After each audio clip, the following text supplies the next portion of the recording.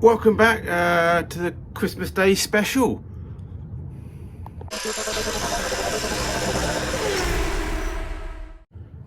Yep, Christmas Day special. We're going to try and get the clutch working. Get that out of my head. Yeah, hopefully you're having a relaxing day, whatever you're doing, whatever your religion. Yeah, just enjoy what you're doing. Got myself a new camera mount to go back on the tripod, so at least we can do some time lapses back again. And yeah, randomly bought some, well, I don't know, randomly, I bought some drive shafts off eBay. I think they might fit CV joints. So that's something we can try first and set our sights for the day.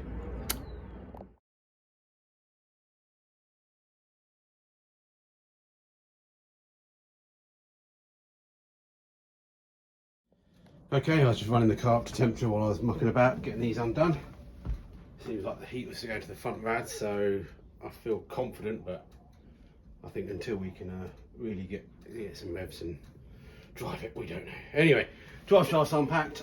I tried to pick the same drive shafts that I bought the Gearbox. I'm not 100% sure. Yeah, let me zoom you in and let's see if I can try one. Don't know if I can fit one in. It's very hard to sort of see. Obviously you can just see the dry flange there on this side. Now obviously I've warmed up the exhaust. It's gonna be fun. One shaft is slightly smaller than the other, but it makes no difference to me, I don't think, which way, because we're going to end up cutting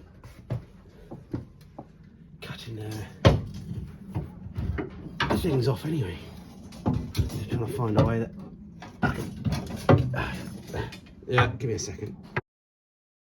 Okay, without all the suspension out of the way, these are going to be a bit of a pain to fit, so I thought about keeping them in one piece just to double check, but in case I need to resell them again. But nobody buys these drive shafts apart from me, so I'm just going to discut through the end of the outer Audi CV joints that we don't need, because obviously we're going to go mini.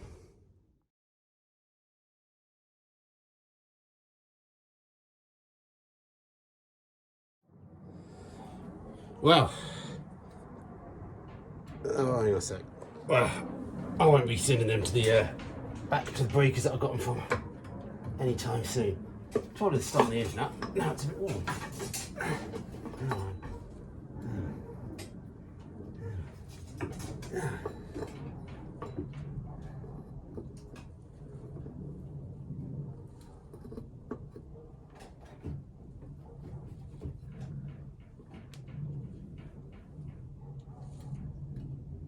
Looks like they fit.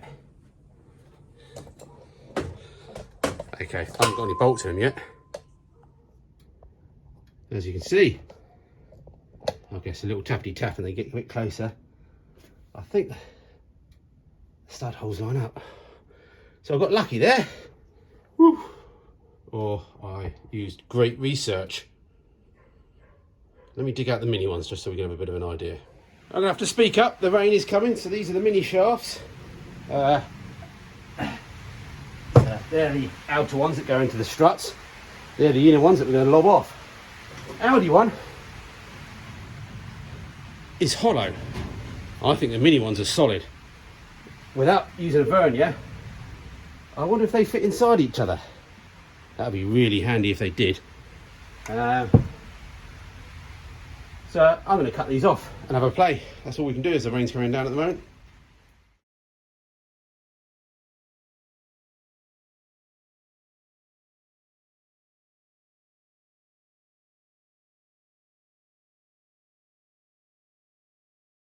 Okay, sit rep on drive shafts.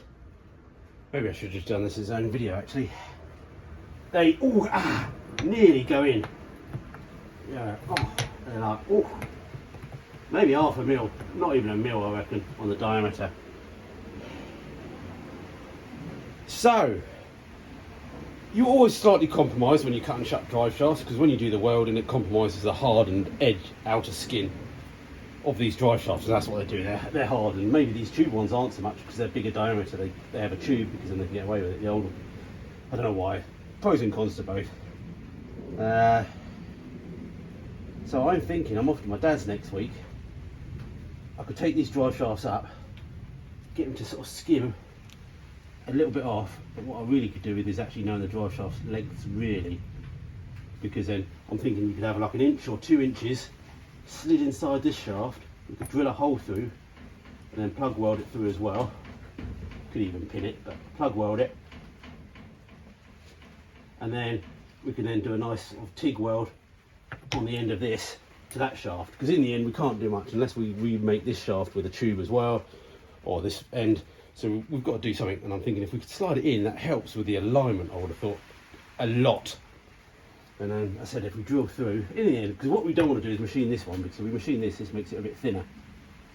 And so if we welded from here onto the thickest part of here, that's as best as you're going to get with a plug weld all the way through as well. But I think that's going to work. It'll work one way or another. It'll drive out the back of the garage, won't it? You know my projects never go anywhere. Just in case you didn't know, turkey for dinner.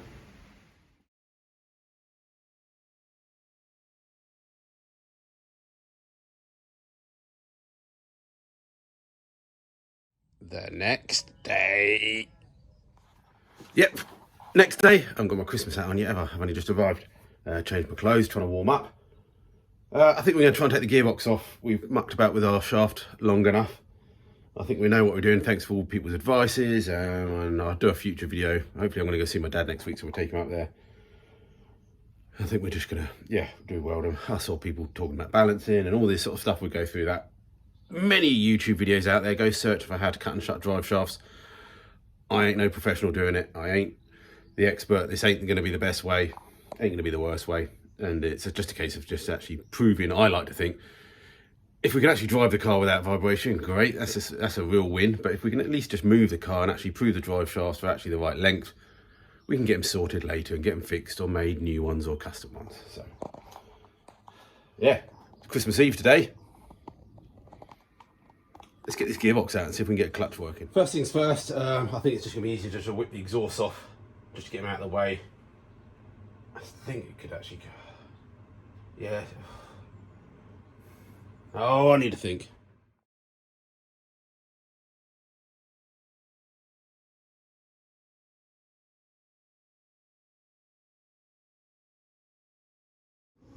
Okay, so didn't finish the time lapse. Ignore the little gap in the back there. We'll fill that in one day.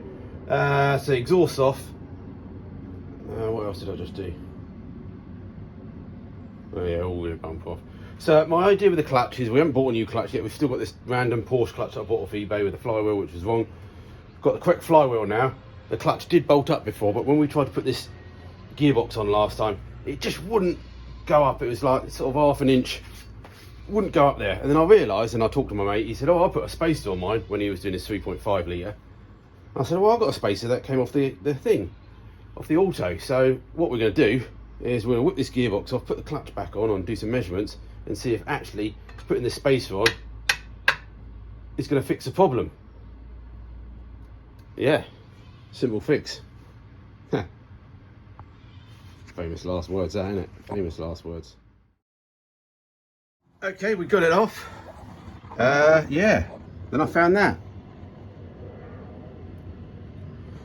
Brand new bearing. I'm guessing maybe what's happened is if I didn't have the space on and it needed the space, it's now pushed that bearing too far in and smashed it when I bolted it back up. Obviously we weren't driving the car, so it really didn't matter. It just obviously this flywheel was just spinning but wasn't changing the gearbox. I don't have another one of them. Christmas hat off. So I feel at the moment. Okay, yeah. Source. I ruined the bearing. Pretty sure that's because I didn't have the spacer plate on. That's why the clutch didn't fit. All that sort of malarkey. Pop down Euro car parts without reg. Trying to find the right bearing. Didn't have it in stock. It's going to be ordered in. So yeah. Here comes a plane. I'm thinking try not to waste the day now. Waste not the day. Waste not the day.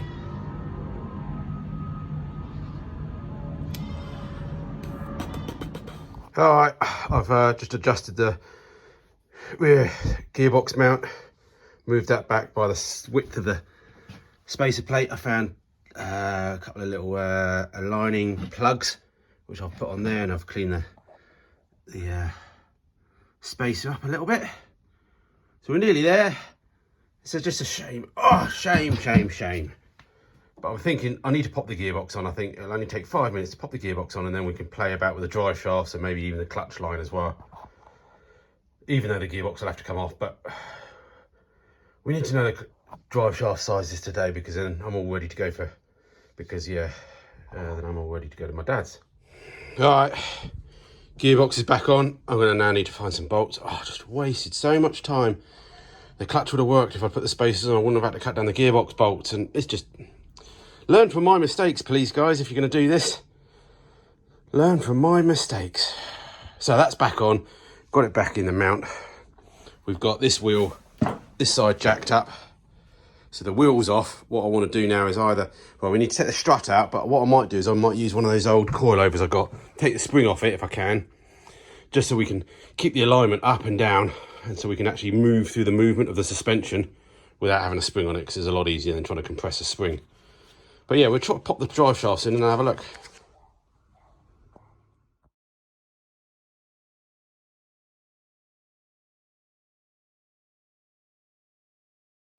And there's a plane coming over, but you guys said you can't hear them.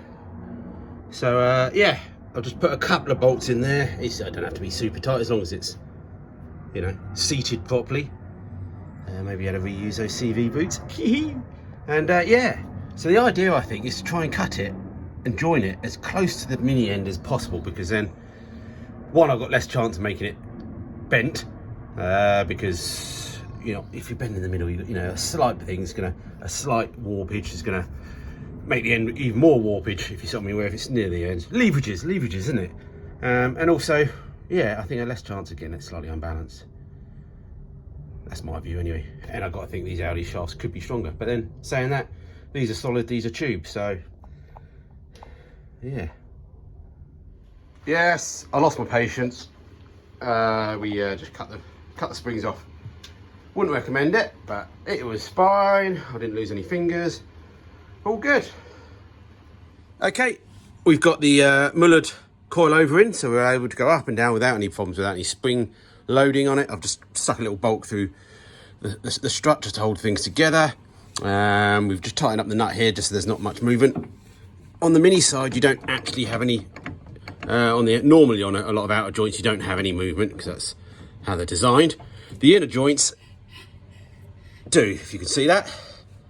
So the ideal thing is, obviously, what you don't want is it to come too far out, so it then falls out the bearing, and you don't want it to go too far in, because it starts hitting the gearbox, which you don't want to do. So you want an in-between bit. And yeah, so what I might do is we'll tie this wrap together.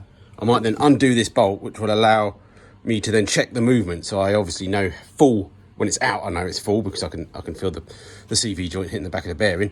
But then I can also push it back in again and actually feel that there's some movement still and we're not too far out. I expect if we took all the boots off as well, it'd mostly be a bit more sensible as well. Okay, got 4 zip ties, cable ties, whatever you like to call them. I've just popped the boot off, and basically what I can do is I can feel where the bearing is now. Basically there's 3 bearings on the end of a little spindle, and they go in some slots, and they're allowed to go forward and backwards. So what you don't want is obviously those bearings getting anywhere near coming out, because obviously that causes problems, and as I said, for going further back. So that allows, I've undone the nut now, so basically I can slide it. As you hear that tap, that's hitting further out. We can guess that because it's sloping downwards, we know that the bottom bearing, if there is any bottom bearings, are going to be further in. The top one at the tight will be the closest to coming out. So as long as that's good, we know the others are good. So what we need to do now is just try that position, jack it all the way up, and see what the shaft's looking like then. See if it's going in too far. It still could be going in too far.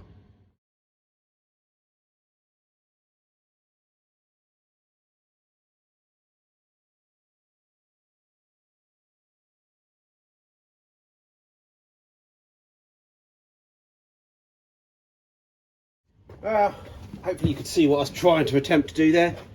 I thought I've actually moved it slightly further into the CV joint, because I'm thinking loads, you know, if you can get it as close as you can to being inside that CV joint, those bearings, the better, but with still having clearance. So yeah, we went up and down, The other thing we can also do is now check, and we have done, it looks like we've got good clearance around suspension arms and stuff like that. Yeah, so I think we're good to go on that one.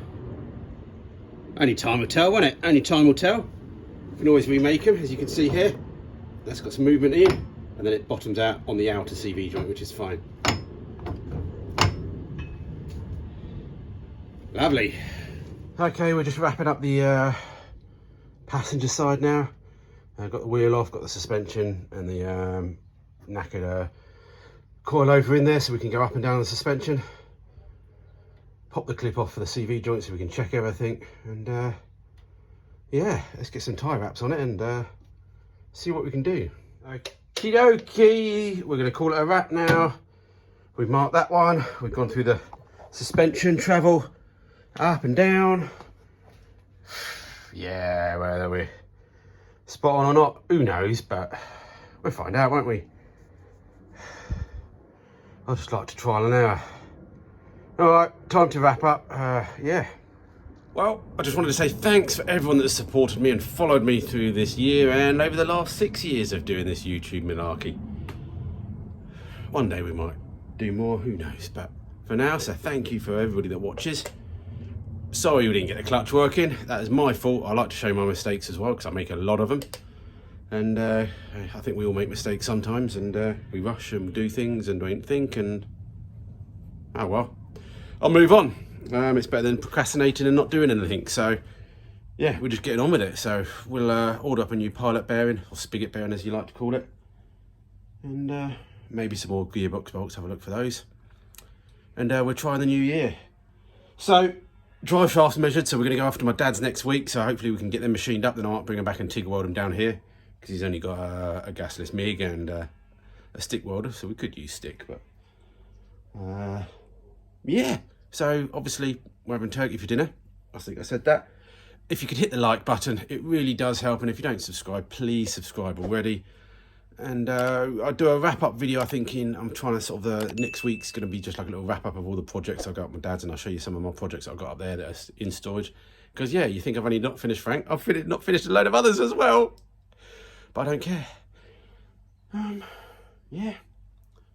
If you want to support me in any way, check out the description. There's an Amazon wish list and things like that. Become a patron, whatever. But whatever you're doing today, have a good day. Have a drink, don't have a drink. Have something to eat, don't have something to eat. And we'll catch you next week. So, again, thanks for all the support. See you then.